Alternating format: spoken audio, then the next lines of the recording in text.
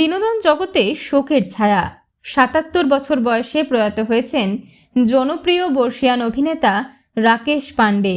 ভারতীয় সিনেমার দুনিয়ায় এই অভিনেতার যাত্রা শুরু হয়েছিল ১৯৬৯ সালে।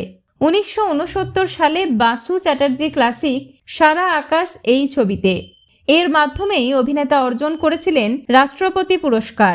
বড় পর্দা ছাড়াও ছোট পর্দাতেও অভিনয় করেছেন তিনি। ছোটি বহু, পিয়া বিনা, দেবী সহ আরও অনেক জনপ্রিয় ধারাবাহিকের প্রধান চরিত্রে দর্শকদের নজর কেড়েছিলেন এই অভিনেতা।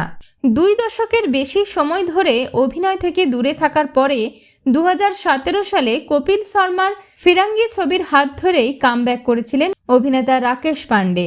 জানা গেছে বেশ অনেক দিন ধরেই হাসপাতালে ভর্তি ছিলেন এই বর্ষিয়ান অভিনেতা। সূত্রের খবর অনুযায়ী হৃদরোগে আক্রান্ত হয়েই তার মৃত্যু হয়েছে। হিন্দি সিনেমার বর্ষিয়ান অভিনেতাদের মধ্যে বেশ জনপ্রিয় ছিলেন রাকেশ পান্ডে।